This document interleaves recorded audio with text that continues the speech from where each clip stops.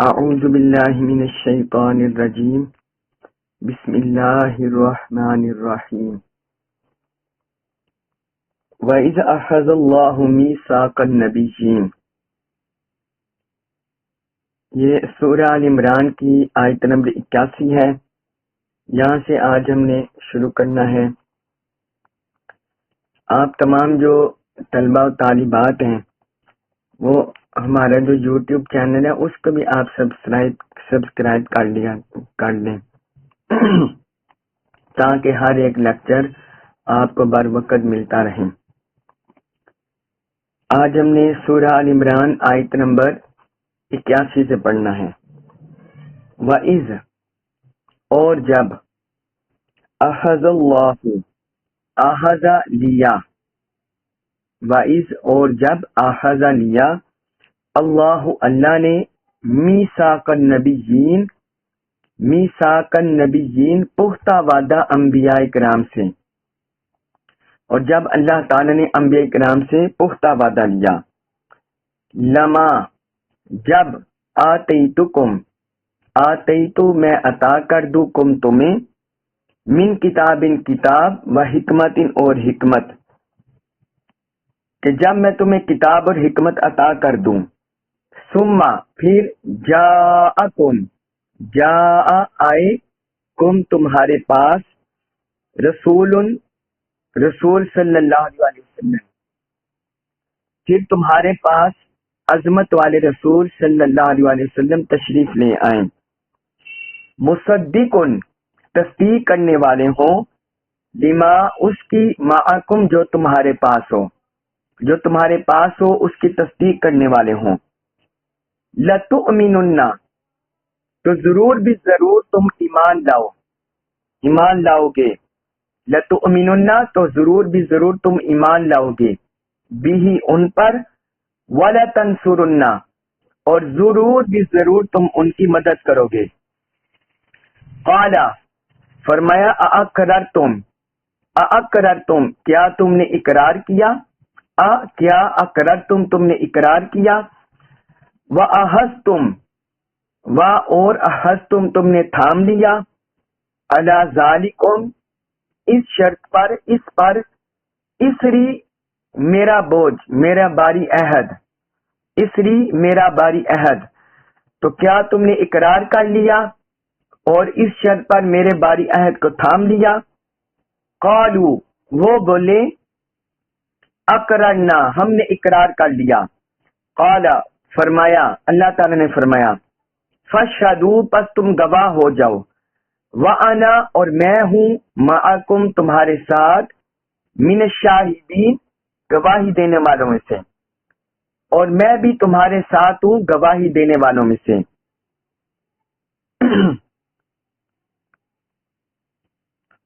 آگے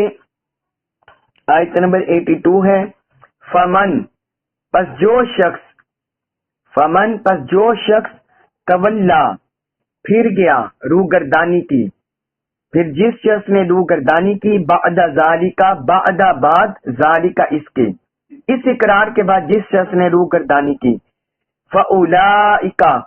وہی لوگ ہیں، ہم، وہی، الفاسقون، نافرمان، تو وہی لوگ نافرمان ہیں۔ اب یہ دو آیت مبارکہ ہیں، سورہ آل عمران کی آیت نمبر 81 اور آیت نمبر 82۔ اس آیت مبارکہ میں اللہ تعالی نے انبیاء کرام سے ایک میثاق کا ذکر کیا ہے، اور یہ عالم ارواح میں ہوا تھا، عالم ارواح میں، عالم ارواح میں اللہ تعالی نے 3 میثاق لیے تھے، 3 میثاق۔ پہلا وعدہ لیا اللہ تعالی نے عالم ارواح میں، جو پختہ وعدہ لیا، میثاق لیا، وہ اللہ تعالی نے اپنی ربوبیت کے بارے میں لیا، اپنے رب ہونے کے بارے میں اللہ تعالی نے وہ وعدہ لیا۔ اس کا ذکر ہے سورۃ الاعراف آیت نمبر 172 میں، سورۃ الاعراف آیت نمبر 172 میں اس کا ذکر ہے کہ اللہ تعالی نے ساری بنی نوع انسان سے اپنی ربوبیت کا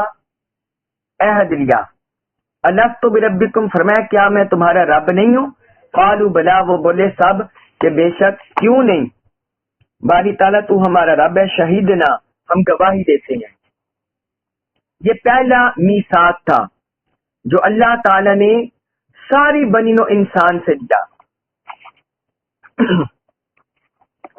दूसरा मीसाक अल्लाह ताला ने अंबिया किराम से लिया, और वो लिया अंबिया किराम की नबुव्वत और रिसालत पर।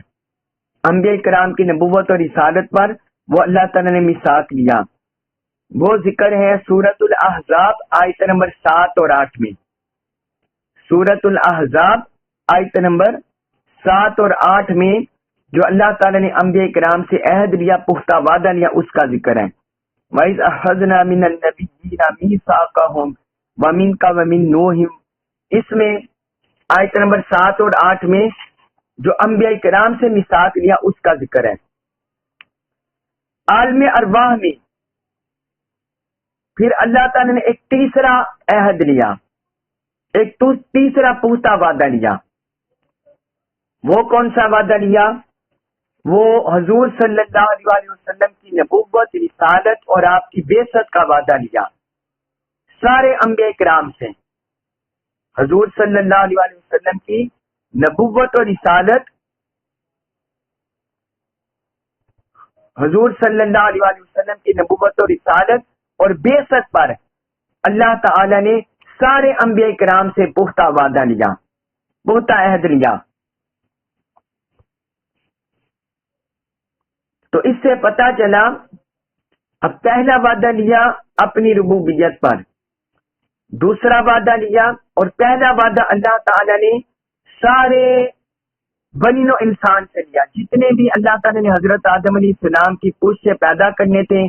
जितनी भी आल औलाद आनी थी, उन सब से वादा लिया था, सबसे पुख्ता वादा लिया था अपनी रुबूबियत का।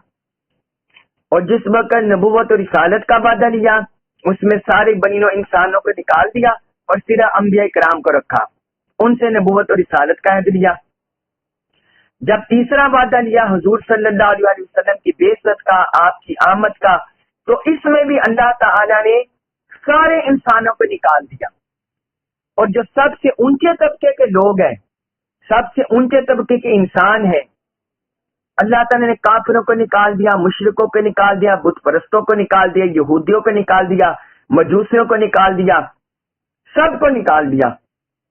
हत्ता के अहले ईमान, कलिमा पढ़ने वाले जो आम मुमिनीन है, मुत्तकीन है, सिद्दीकीन है, सालिहीन है, शुहदा है, अल्लाह ताला ने इस सब में उनको भी निकाल दिया। और जो सबसे आला तबके के बनीनो इंसान और इंसानों के अंदर जिनका सबसे ऊंचा तबका अंबिया किराम, अल्लाह ताला ने इस महफिल में सिर्फ उनको इकट्ठा किया, सिर्फ उनको बुलाया, सिर्फ उनकी दावत की, अंबिया किराम को। और वो क्या फरमाया? वइज़ अख़ज़ल्लाहु मीसाक़न नबिय्यीन, फरमाया याद करें कि जब अल्लाह ताला ने अंबिया किराम से पुख्ता वादा लिया, पुख्ता वादा लिया, फरमाया जब मैं तुम्हें किताब और हिकमत दे दूं, फिर क्या होगा? सुम्मा जाअकुम रसूलन, फिर तुम्हारे पास रसूल तशरीफ लाएंगे, फिर तुम्हारे पास रसूल तशरीफ लाएंगे। तो इससे हमें पहली बात ये पता चली, पहला नुक्ता ये पता चला कि अल्लाह ताला ने आमद मुस्तफा सल्लल्लाहु अलैहि वसल्लम की महफिल, हजूर की आमद की महफिल, हजूर की बेसत की महफिल, हजूर का अपने हबीब को भेजने की महफिल, अल्लाह ताला ने आलम अरवाह में अंबिया किराम के सामने सजाई, अंबिया किराम के सामने सजाई। आज बाज लोग पूछते हैं कि आप हजूर सल्लल्लाहु अलैहि वसल्लम का मिलाद इतने जोशो खरोश से क्यों मनाते हैं? और जबकि हजूर सल्लल्लाहु अलैहि वसल्लम को विसाल फरमाए 1400 साल गुजर चुके हैं। अब ये देखिए कि अल्लाह ताला ने अभी अपने हबीब को दुनिया में नहीं भेजा था, दुनिया में हजूर तशरीफ नहीं लाए थे, लेकिन अल्लाह ताला ने अपने हबीब की आमद के तज़किरे उस वक्त से करने शुरू कर दिए। तो ये अल्लाह ताला की सुन्नत है, अपने हबीब की आमद के तज़किरे करना, अपने हबीब की आमद के डंके बजाना, ये अल्लाह तबारक व तआला की सुन्नत है। उस वक्त अल्लाह ताला ने आलम अरवाह में اپنے حبیب کی آمد کے ذکر کی محفل سجائی. پہلی بات ہمیں یہ معلوم ہوئی، اور دوسری بات یہ معلوم ہوئی کہ اللہ تعالیٰ نے اس میں خاص لوگوں کو، جو انسانوں میں سب سے اونچا طبقہ ہے انبیاء کرام کا، ان کو دعوت دی، ان کو اس محفل میں شریک کیا، ان کو اس محفل میں بلایا. یعنی اپنے حبیب کی آمد کا ذکر، اپنے حبیب کی صفات کا ذکر کرنے کے لیے، اپنے حبیب کی آمد کا ذکر کرنے کے لیے اللہ تعالیٰ نے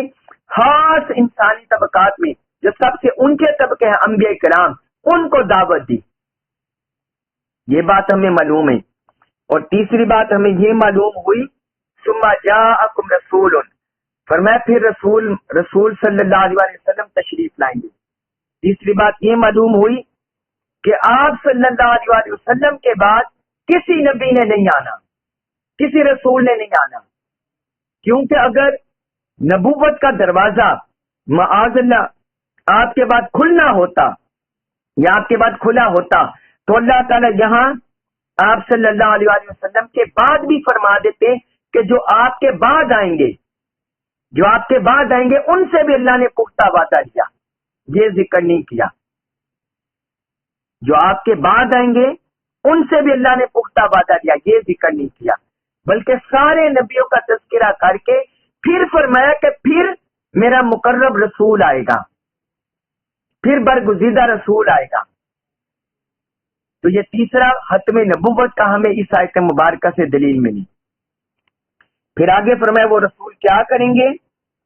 آگے شان بیان کی اپنے حبیب کی. فرمایا مصدق لما معکم، جو تمہارے پاس ہوگا اے انبیاء کرام وہ اس کی تصدیق کریں گے. وہ تمہارے اوپر کتابیں جو اتری ان کی تصدیق کریں گے، تمہیں جو نبوت اور رسالت ملی اس کی تصدیق کریں گے. اس کا مطلب یہ ہوا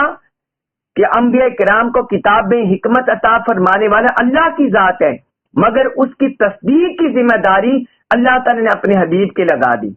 کہ میرا حبیب اس کی تصدیق فرمائے گا جو انبیاء کرام کے پاس ہوگا، جو کتابیں نازل ہوئیں، جو کتاب ملی، جو انہیں حکمت ملی، جو نبوت اور رسالت ملی، فرمایا ان کی تصدیق فرمائے گا جو بھی ان کے پاس ہوگا. اور آگے انبیاء کرام کو تاکید فرمائی، فرمایا لَتُؤْمِنُنَّ بِهِ وَلَتَنْصُرُنَّ، تم ضرور بھی ضرور ان پر ایمان لاؤ گے اور ضرور بھی ضرور ان کی مدد کرو گے. لَتُؤْمِنُنَّ، یہ یاد رکھیے، یہ لام زبر لا، یہ تاکید کے لیے ہے. اور آخر میں جو نون شد کے ساتھ ہے یہ بھی تاکید کے لیے آتے ہیں عربی گرامر میں. تو لَتُؤْمِنُنَّ میں بھی یہی اسلوب ہے اور وَلَتَنْصُرُنَّ میں بھی یہی اسلوب ہے. فرمایا تم ضرور بھی ضرور ان کی مدد، ان پر ایمان لاؤ گے اور ضرور بھی ضرور ان کی مدد کرو گے. تو اس سے ہمیں یہ پتا چلا کہ چاہے کسی نبی کا کتنا اونچا منصب ہو، حضرت نوح علیہ السلام نجی اللہ ہوں، حضرت ابراہیم علیہ السلام خلیل اللہ ہوں، حضرت موسیٰ علیہ السلام کلیم اللہ ہوں جنہوں نے اللہ نے جن سے کلام کیا، حضرت عیسیٰ علیہ السلام روح اللہ کلمت اللہ ہو، جیسا کسی کا بھی منصب ہو، فرمایا جب میرا رسول تشریف لے آئے گا تم نے اپنا مقام نہیں دیکھنا، اپنا منصب نہیں دیکھنا، اپنی نبوت اور رسالت نہیں دیکھنی، تم نے اپنی نبوت اور رسالت چھوڑ کر میرے حبیب کا کلمہ پڑھنا ہے، میرے رسول پر ایمان لانا ہے اور ان کے دین کی مدد و نصرت کرنی ہے، ان کی نبوت اور رسالت کے پیغام کو پھیلانا ہے، پہنچانا ہے. یہ دیکھیے حضور کی شان کو اللہ تبارک و تعالی نے عالم ارواح میں انبیاء کرام کے سامنے بیان کیا. اور پھر یہی ہوا کہ جو بھی نبی تشریف لاتے دنیا میں وہ اپنی امت کو حضور صلی اللہ علیہ وسلم کی بشارت سناتے اور کہتے کہ میرے بعد برگزیدہ رسول تشریف لانے والے ہیں. پھر آگے دیکھیے ایسا اسلوب اللہ تعالی نے باقی دو عہدوں میں نہیں کیا، اختیار نہیں کیا. نہ اپنی الوہیت کا جب وعدہ لیا، ربوبیت کا جو سورۃ الاعراف میں ذکر ہوا آیت نمبر 172 میں، اور نہ انبیاء کرام کی نبوت و رسالت پر جب پختہ وعدہ لیا. ایسا سلوک اس وقت اختیار کیا. وہ کیا؟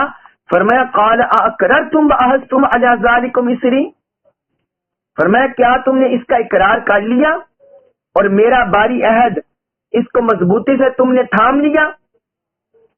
وہاں صرف اللہ تعالیٰ نے جب اپنی ربوبیت کا وعدہ لیا تو وہاں صرف اتنا اقرار لیا، سب لوگوں نے کہا قالوا بلا، بات ختم ہو گئی، یا اللہ کیوں نہیں ہم تجھے رب مانتے ہیں، بات ختم ہو گئی۔ اور انبیاء کرام سے بھی یہی پختہ میثاق کا یہی ہوا کہ وہ صدیقین، ان کی امتوں کے صدیقین اور ہماری امت حضور صلی اللہ علیہ وسلم کی امت وہ ان کی تصدیق کرے گی، بس بات ختم ہو گئی۔ لیکن جب اپنے حبیب کی بعثت کا وعدہ لیا، اپنے حبیب کی آمد کا تذکرہ کیا، تو انبیاء کرام سے پوچھا کیا تم نے اقرار کیا، کیا تم نے یہ باری ذمہ داری جو باری عہد مضبوطی سے تھام لیا؟ یعنی اتنے الفاظ اللہ تعالیٰ نے بولے اور فرمایا سب نے اقرار کیا، قالوا وقررنا، سب نے عرض کیا جی ہاں یا اللہ ہم نے اقرار کر لیا۔ پھر آگے دیکھیں اللہ تعالیٰ مزید فرماتا ہے قال فاشهدوا وانا معكم من الشاهدين، اللہ پاک نے فرمایا تم بھی گواہ ہو جاؤ اور گواہی دینے والوں میں میں بھی تمہارے ساتھ ہوں، میں بھی تمہارے ساتھ ہوں گواہی دینے والوں میں۔ یعنی کتنا اللہ تعالیٰ نے اپنے حبیب کی آمد کے تذکرے کو، اپنے حبیب کی بعثت کے تذکرے کو، مقام کو، منصب کو کتنے منفرد انداز میں اجاگر کیا اور کتنے منفرد شان سے اجاگر کیا، تاکہ ہر آنے والے امتی کو، ہر انسان کو پتا چل جائے کہ یہ جو رسول معظم صلی اللہ علیہ وسلم تشریف لا رہی ہیں ان کا رب کی نگاہ میں کیا مقام ہے۔ باقی سب نبیوں کا اپنا مقام ہے، جدا ہے، ان کا جدا گنا مقام ہے، اعلیٰ عرفہ مقام پر تھے، لیکن حضور صلی اللہ علیہ وسلم اللہ کی محبوبیت کے مقام پر ہے، محبوبیت کے مقام پر۔ پھر آگے اللہ تعالیٰ نے فرمایا آیت نمبر 82 فرمایا فمن تولی بعد ذلک فاولئک هم الفاسقون، تو فرمایا جس شخص نے اس اقرار کے بعد روگردانی کی وہ ہٹ جانے والوں میں سے ہوگا، وہ نافرمان ہوگا، وہ ہٹ جانے والوں میں سے ہوگا، وہ ہٹ جانے والوں میں سے ہوگا۔ تو اس میں اللہ تبارک و تعالی نے ایک تو اشارہ انبیاء کرام کی طرف اس آیت میں اشارہ ہے، انبیاء کرام سے جو اللہ تعالی نے وعدہ لیا وہ ہٹنے والے نہیں، وہ روگردانی کرنے والے نہیں، لیکن اللہ تعالی نے تنبیہاً انداز اس لیے اختیار کیا تاکہ ہر سننے والا باخبر ہو جائے، انبیاء کرام اس پر استقامت اختیار کر لیں اور انبیاء کرام جتنے بھی نبی تشریف لائیں ان کے امتی اور آنے والے انسان وہ بھی اس پر خبردار ہو جائے اور اس پر اپنے کان کھڑے کر لیں، انہیں پتہ چل جائے کہ یہ جو آخری رسول صلی اللہ علیہ وسلم تشریف لائے ہیں ان کا اتنا مقام ہے کہ رب نے انبیاء کرام کو بھی اس پر تنبیہ فرمائی، انبیاء کرام کو بھی اس پر تنبیہ فرمایا اور ان سے وعدہ لیا، پختہ وعدہ لیا ہر ایک کو خبردار کرنے کے لیے۔ تو یہ اتنا میثاق النبیین حضور صلی اللہ علیہ وسلم کی آمد بعثت کا یہ عظمت ہے، یہ رفعت ہے، یہ بلندی ہے جو رب نے عالم ارواح میں میثاق النبیین انبیاء کرام سے پختہ وعدہ لے کر اپنے حبیب کی آمد کے ڈنکے بجا دیے۔ اللہ تعالی ہم میں سے ہر کسی کو حضور صلی اللہ علیہ وسلم کی یہ آمد سمجھنے کی اور اللہ تعالی اس کا شعور ہمیں عطا فرمائے تاکہ ہم آمد مصطفیٰ کی عظمت کو سمجھ سکیں اور جان سکیں کہ جب رب اتنی تنبیہ فرما رہا ہے تو کسی امتی کی کیسے جرت ہو سکتی ہے جو حضور کی آمد کی عظمت کو جٹلا دے، وہ بدبخت اور بد نصیب ہی ہو سکتا ہے۔ پھر آگے اللہ تعالی نے فرمایا آیت نمبر 83 میں، آگے ہے آیت نمبر 83 سورہ آل عمران آیت نمبر 83 فرمایا افغیرہ کیا فغیرہ سوائے دین اللہ، دین اللہ کے، فرمایا کیا اللہ کے دین کے علاوہ یبغون وہ چاہتے ہیں، فرمایا کیا اللہ کے دین کے علاوہ وہ کوئی اور دین چاہتے ہیں،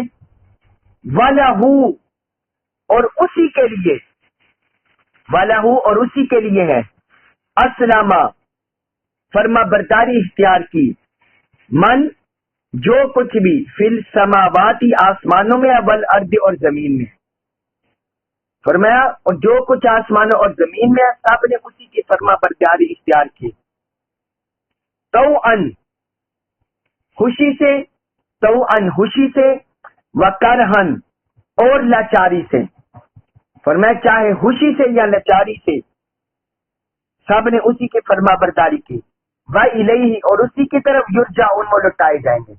اور اسی کی طرف وہ لوٹائے جائیں گے، سب اسی کی طرف لوٹائے جائیں گے۔ اب اس آیت مبارکہ میں اللہ تبارک و تعالی نے یہ واضح کیا ہے، اہل کتاب پر، یہود و نصارہ پر، ہر ایک پر واضح کر دیا ہے۔ فرمایا کیا یہ اللہ کے دین کے علاوہ کسی اور دین کو چاہتے ہیں؟ کیا انہیں خبر نہیں ہے کہ اللہ کی ذات وہ ہے کہ زمین اور آسمان میں جو کچھ ہے سب نے اسی کی فرما برداری کی ہے، سب اسی کے آگے جھکتے ہیں، سب اسی کی اطاعت بجا لاتے ہیں، سب اسی کے فرما بردار ہیں۔ توأن و کرہن، چاہے خوشی کی حالت میں ہو یا ناراضی کی حالت میں ہو، یعنی کسی شخص نے اللہ کی عظمت کو پہچان لیا، جنات میں سے، انسانوں میں سے، فرشتوں میں سے انہوں نے اللہ کی عظمت کو جان لیا، تو وہ بخوشی اللہ کی اطاعت میں اللہ کے فرما بردار ہو گئے، اللہ کی اطاعت پر راضی ہو گئے۔ اور اگر کسی نے خوشی سے اللہ کی اطاعت نہیں کی تو پھر کرہن مجبوری سے اسے کرنا پڑے، جو کچھ بھی آسمان اور زمین میں ہے خوشی سے یا لاچاری سے، مجبوری سے وہ اللہ کی اطاعت کو مان رہا ہے، ہر کوئی مان رہا ہے۔ زمین و آسمانوں کا نظام کس نے بنایا ہے؟ سورج چاند ستاروں کا نظام کس نے بنایا ہے؟ عرش فرش کس نے بنائی ہے؟ رات دن کا نظام کس نے بنایا ہے؟ ہر کوئی توأن و کرہن اس کی ذات کو پہچان رہا ہے، مان رہا ہے۔ فرمایا اگر یہ بخوشی مان جائیں گے تو ان کے لیے بہتر ہوگا، وَإِلَيْهِ يُرْجَعُونَ اور سب اسی کی طرف لوٹائے جائیں گے، یعنی قیامت کے دن موت کے وقت سب فرمایا اسی کے طرف لوٹائے جائیں گے۔ دنیا میں ہمیشہ کے لیے کسی نے نہیں رہنا، دنیا فانی ہے، یہاں کی نعمتیں فانی ہے، یہاں کی چیزیں فانی ہے، دنیا و ما فیہا سب کچھ فانی ہے۔ فرمایا تو سب کو قیامت کے دن پھر اسی کے در لوٹائے جائیں گے۔ تو جس نے خوش دلی سے رب کی اطاعت کی ہوگی تو اسے انعامات ملیں گے، اور جس نے کرہن مانا ہوگا تو جیسا اس نے مانا ہوگا عذاب الہی کو دیکھ کر خوف سے یا اللہ سے باغی لگا تو ویسے ہی اس کو سامنا کرنا پڑے گا، نافرمانی کر کے بھی اس کو سامنا کرنا پڑے گا۔ اللہ کی طرف رجوع کے بغیر چھٹکارا نہیں ہے، اللہ کی طرف رجوع کے بغیر کسی کا چھٹکارا نہیں ہے۔ پھر آگے فرمایا آیت نمبر 84 میں، سورہ آل عمران آیت نمبر 84، قل اے حبیب فرما دیں، آمنا ہم ایمان لائے، باللہ اللہ پر، وما اور جو کچھ انزلہ نازل کیا گیا، علینا اوپر ہمارے، اے حبیب آپ فرما دیں ہم اللہ پر ایمان لائے اور جو کچھ ہم پر نازل کیا گیا اس پر ایمان لائے، وما اور جو کچھ انزلہ نازل کیا گیا علی ابراہیم علیہ السلام پر، و اسماعیل اور اسماعیل، و اسحاق اور اسحاق، و یعقوب اور یعقوب، والاسباطی اور اولاد پر۔ فرمایا آپ فرما دیں کہ ہم اللہ پر ایمان لائے اور جو کچھ نازل کیا گیا ہم پر، اور جو کچھ نازل کیا گیا ابراہیم علیہ السلام، اسماعیل علیہ السلام، اسحاق علیہ السلام، یعقوب علیہ السلام اور ان کی اولاد پر، جو کچھ بھی نازل کیا گیا ہم اس پر ایمان لائے، وما اور جو کچھ اوتیا عطا کیا گیا موسیٰ علیہ السلام کو، و عیسیٰ اور عیسیٰ علیہ السلام کو، والنبیون اور جملہ انبیاء کرام کو، من ربہم ان کے رب کی جانب سے، من سے ربہم رب ان کے رب کی جانب سے، اور جو کچھ موسیٰ علیہ السلام، عیسیٰ علیہ السلام اور جملہ انبیاء کرام کو ان کے رب کی جانب سے عطا کیا گیا ہم اس پر ایمان لائیں،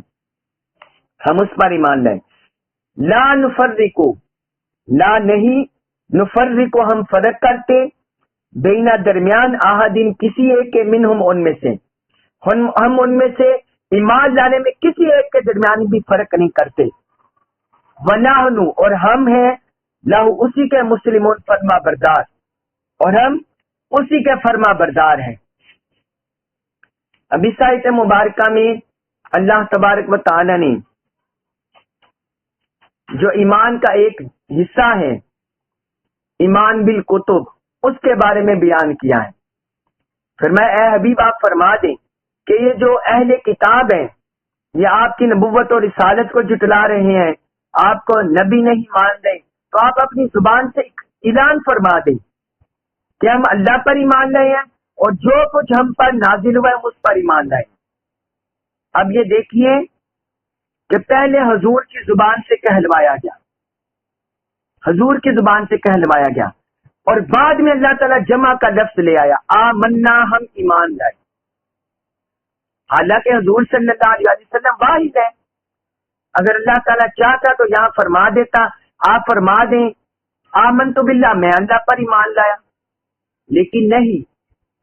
فرمایا اے حبیب آپ فرما دیں ہم اللہ پر ایمان لائے۔ اس میں دراصل ایک ایمان فروز بات ہے کہ شریعت عطا کرنے والے ہمیں حضور ہیں، ہمیں شریعت عطا کرنے والے حضور ہیں، نبوت اور رسالت سے جو سرفراز فرمائے گئے خاتم النبیین امام الانبیاء ہیں، وہ حضور صلی اللہ علیہ وسلم کی ذات اقدس ہے۔ آگے امت کو جو ایمان ملا وہ حضور کے توسط سے ملا ہے، تو اس لیے اللہ تعالی نے فرمایا کہ آپ اپنی زبان اقدس سے یہ اعلان فرما دیں، اب آپ کے پیچھے ساری امت بولے گی، تو ساری امت کو اللہ تعالی نے شامل فرما دیا، اپنے حبیب کے ساتھ ساری امت کو شامل کر لیا۔ اور میں آپ فرما دیں کہ ہم اللہ پر ایمان لائے، اور جو کچھ ہم پر نازل ہوا ہم اس پر ایمان لائے۔ اور پھر آگے جو ایمان بالکتب ہے، گزشتہ انبیاء کرام کو جو کتابیں عطا ہوئی،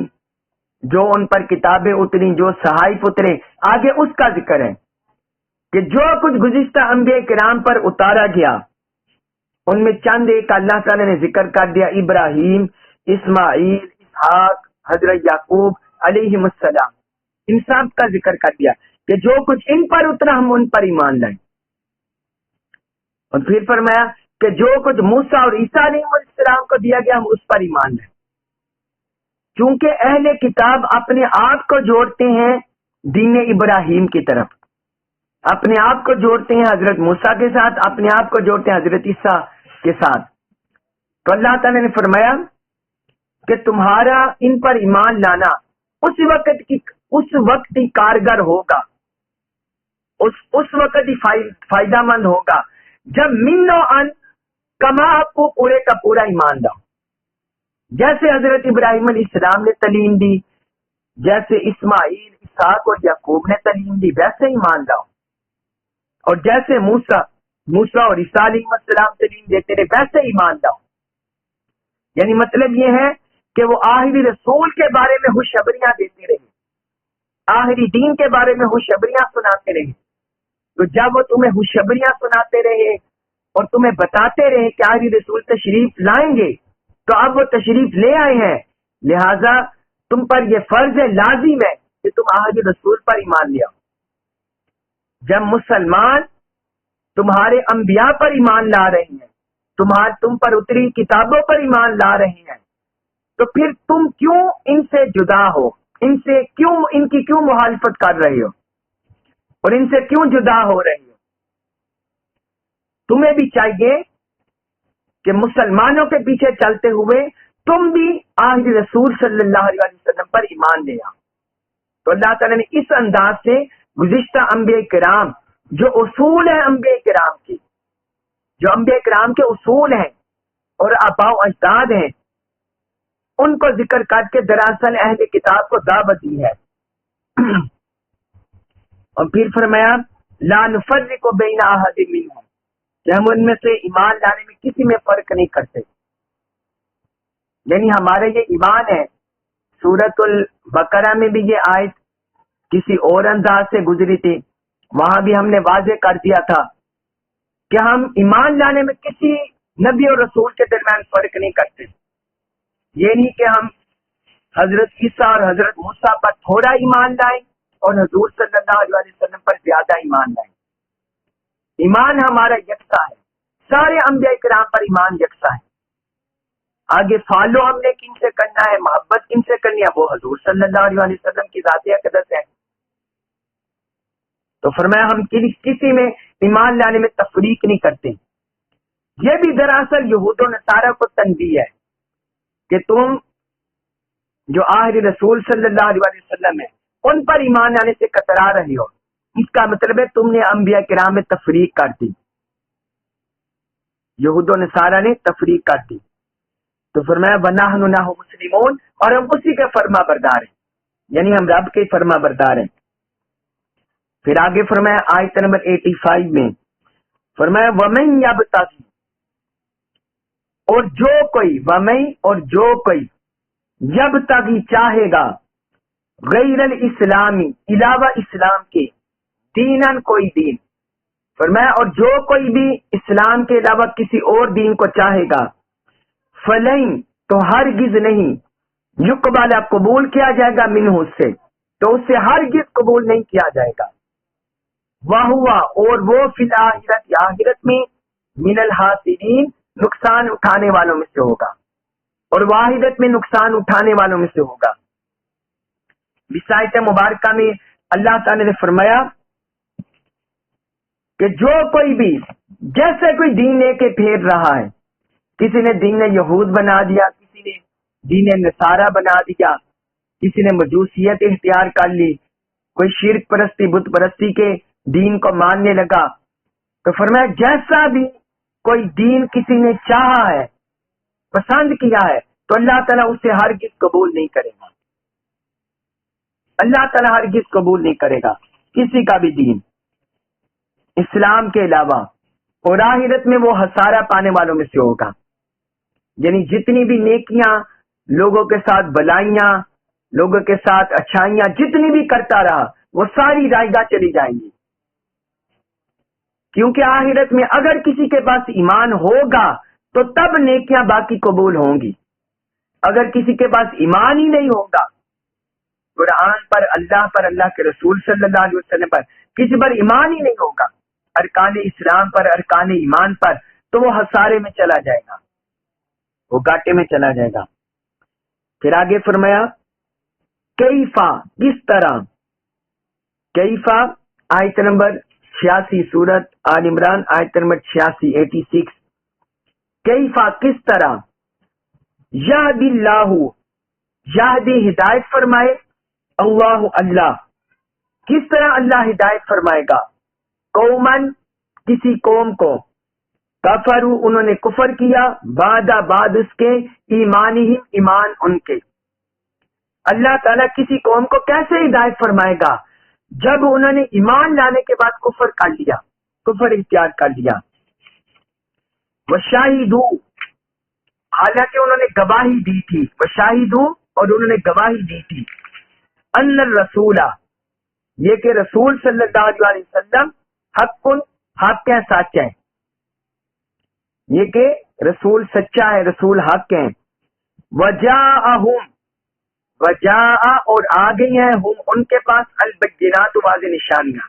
اور ان کے بعد واضح نشانیاں بھی آ چکی ہیں. واللہ اور اللہ، لا یہدی ہدایت نہیں دیتا،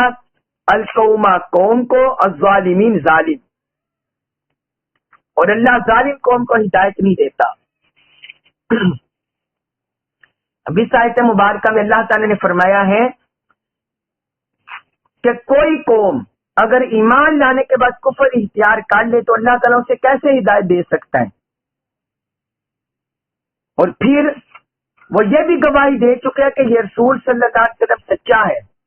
اور ان کے پاس واضح نشانیاں بھی آ چکی ہیں. تو اتنی چیزیں دیکھنے کے بعد بھی پہلے ایمان لے آئے، بعد میں انہوں نے یہ بھی گواہی دے دی کہ یہ سچے رسول ہے، پھر ان کے پاس واضح نشانیاں بھی آ چکی. ان سے مراد بھی یہود و نصارہ ہے کہ یہود و نصارہ کی کتابوں میں، تورات میں، انجیل میں حضور صلی اللہ علیہ وسلم کے بارے میں اور اللہ کے احکام کے بارے میں، قرآن کے بارے میں سب کچھ لکھا ہوا تھا۔ اور یہودی تو ہم سورۃ البقرہ میں پڑھ بھی آئے ہیں کہ وہ حضور صلی اللہ علیہ وسلم کے وسیلہ سے کافروں پر فتح مانگا کرتے تھے، حضور کے وسیلہ سے دعا کیا کرتے تھے کہ یا اللہ جو آخری رسول تشریف لانے والے ہیں ان کے وسیلہ سے ہمیں مدد عطا فرما، فتح عطا فرما۔ تو فتح مانگا کرتے تھے حضور کے وسیلہ سے، لیکن جب حضور تشریف لے آئے تو وہ منکر ہو گئے۔ پہلا تو یہ کہ پہلے مانتے تھے، بعد میں انکار کر دیا،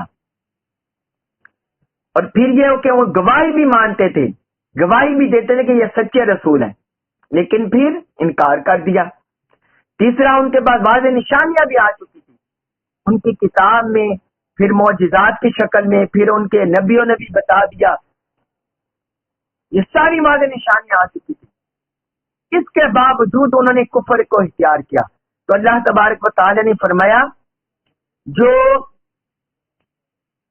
حق واضح ہو جانے کے بعد، نشانیاں آ جانے کے بعد، رسول کو پہچان جانے کے بعد، اتنی چیزوں کے بعد اور ایمان لانے کے بعد، یقین کرنے کے بعد جو کفر کرتے ہیں تو اللہ انہیں کیسے ہدایت دے سکتا ہے؟ اس کا مطلب ہے کہ اللہ کے ہاں ہدایت کی کمی نہیں ہے۔ اللہ تعالی نے ان کے بعد رسول بھی بھیج دیا، وہ گواہی بھی دے چکے، وہ ایمان بھی لا چکے، ان کے بعد بعض نشانیاں بھی آ چکی، اللہ کی طرف سے اتمام میں حجت ہو چکا۔ اب یہ اللہ پر الزام نہیں آتا۔ بعض کافی لوگ، مستشرق لوگ جو غیر مسلم ہیں یا اور مسلمانوں میں جو مادیت زدہ ہے، وہ اس طرح کی آیت کو پڑھ کر وہ اللہ تعالیٰ پر معاذاللہ اعتراض کر دیتے ہیں کہ دیکھیں جی اللہ تعالیٰ نے خود فرما دیا کہ اللہ انہیں کیسے ہدایت دے گا، حالانکہ وہ اللہ کے فرمان پر غور نہیں کرتے کہ اللہ تعالیٰ نے ساری حقیقت کو آشکار کیا ہے، ساری حقیقت کو آشکار کیا، ان کے سامنے رکھا ہے کہ وہ پہلے ایمان لائے، انہیں یقین ہوا کہ یہ رسول آئیں گے، پھر وہ گواہی بھی دے چکے، پھر ان کے بعد بعض نشانیاں بھی آ چکی۔ جب سارا رستہ سامنے نظر آ چکا، اللہ تعالیٰ نے دکھا دیا، پھر انہوں نے کفر کو اختیار کیا، تو اس میں اللہ کا کیا قصور ہے؟ اس میں تو خود ان کی بدبختی ہے، اس میں خود ان کی شقاوت ہے، اس میں خود ان کا عناد ہے، تعصب ہے۔ تو اللہ تعالیٰ نے فرمایا جو لوگ اس طرح کرتے ہیں، تعصب، عناد، شقاوت، تو پھر اللہ تعالیٰ کی طرف سے ہدایت سے محروم ہو جاتے ہیں۔ اور آگے فرمایا واللہ لا یہدی القوم الظالمین، اللہ ظالم لوگوں کو ہدایت نہیں دیتا۔ ظالم لوگ کون ہوئے؟ اس آیت مبارکہ سے پتہ چلا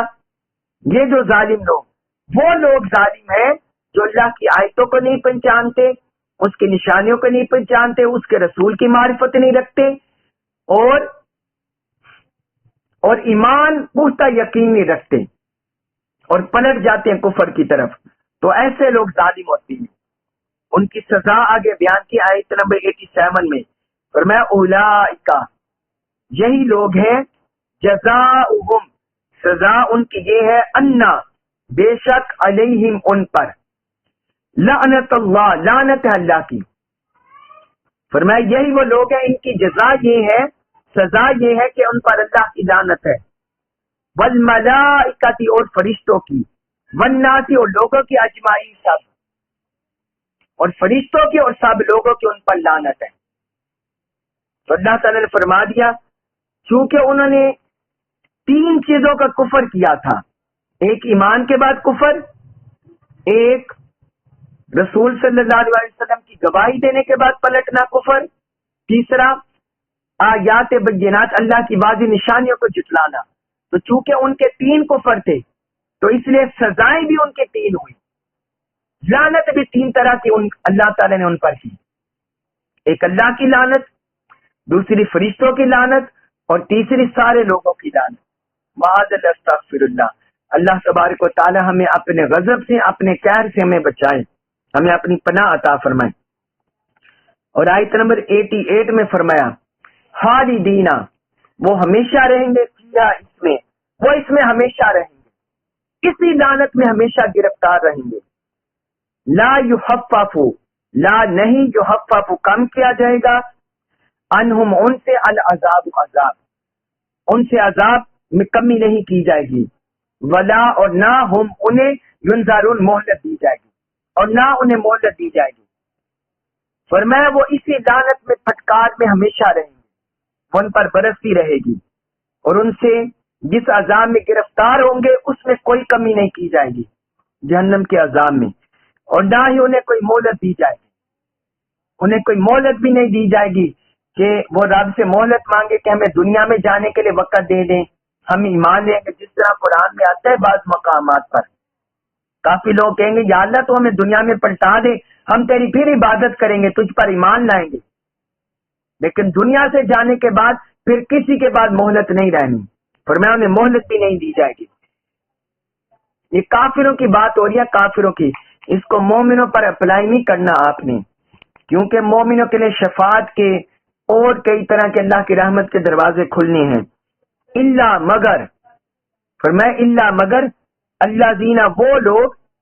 تابو جنہوں نے توبہ کر لی، من بعدی بعد ذالک اس کے،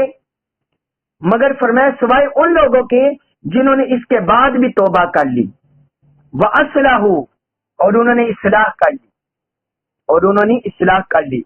فَإِنَّ اللَّهَ فَإِنَّا تو بے شک اللہ، اللہ غفور بڑا بخشنے والا، رحیم بہت مہربان ہے، تو اللہ بڑا بخشنے والا بہت مہربان ہے۔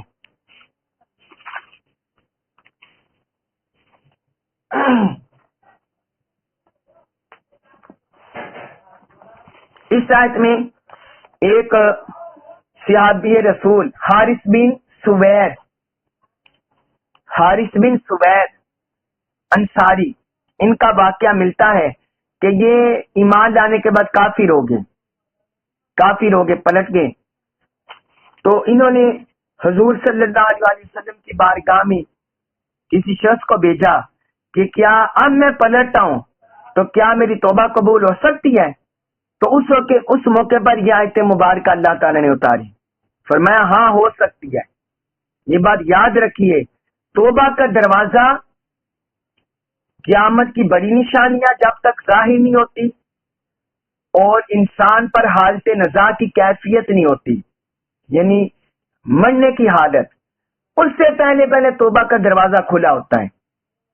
توبہ کا دروازہ کھلا ہوتا ہے۔ تو انہوں نے حضور صلی اللہ علیہ وسلم کی بارگاہ میں پیغام بھیجا کہ اگر میں اب پلٹتا ہوں، اسلام قبول کر لوں، حضور کو مان لوں، تو کیا میری توبہ قبول ہو سکتی ہے؟ تو اس موقع پر اللہ تعالیٰ نے یہ آیت اتاری ہے، فرمایا مگر وہ لوگ جنہوں نے توبہ کر لی اس کے بعد بھی، اور انہوں نے اپنی اصلاح کر لی، وہ پھر اس توبہ پر ڈٹے رہے، اپنے اعمال کو اچھا کیا، حضور کی معرفت حاصل کر لی، قرآن پر ایمان لیا، اللہ پر ایمان لیا، حضور پر ایمان لیا، تو فرمایا پھر کیا؟ فَإِنَّ اللَّهَ غَفُورٌ رَحِيمٌ تو بے شک اللہ بڑا بخشنے والا بہت مہربان ہے۔ تو پیچھے جتنی بھی غلطیاں، کمیاں، کوتاہیاں ہوتی ہیں وہ اللہ تعالیٰ بخش دیتا ہے، معاف فرما دیتا ہے، رحمت فرما دیتا ہے۔ اللہ تبارک و تعالی ہمیں قرآن مجید کا کما کو فہم نصیب فرمائے اور ہمیں اس پر عمل پیرا ہونے کی توفیق عطا فرمائے۔ وما علیہ الا البلاغ المبین۔